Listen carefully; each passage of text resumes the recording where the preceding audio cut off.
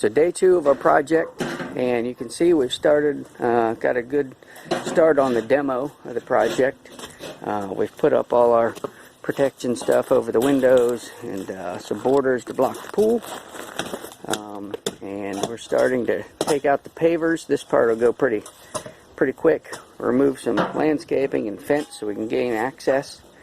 Took out the steps, broke up most of the concrete. One dump truck full of the concrete here. So we're working through it. We're going to try to take the rest of this concrete today.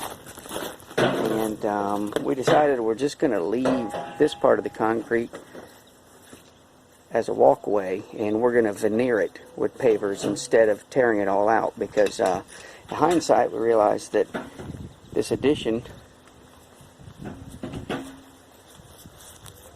right here is built on top of the old patio. Does not have a separate footer or foundation, so we're going to go ahead and just leave that and veneer over top of it for safety's sake. So we're going to make a cleaner cut. Already made one cut through here. We're going to make a cleaner cut through there a little bit closer and veneer that section. So I'll keep you updated.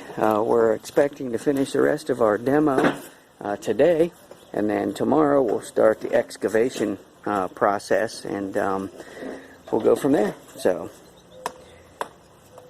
keep watching.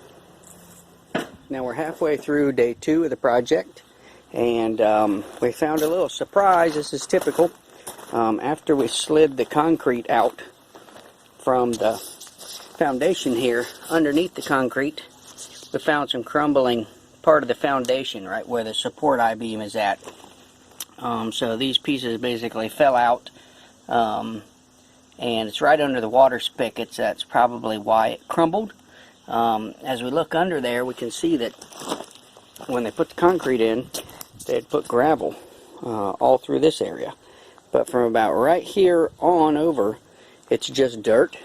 So that's why the original concrete settled.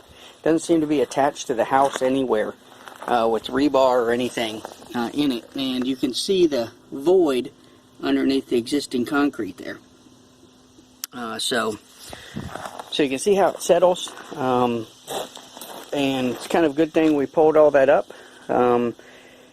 And now we can deal with some of these issues, kind of get them repaired before we continue with the new construction and the excavation. So keep watching.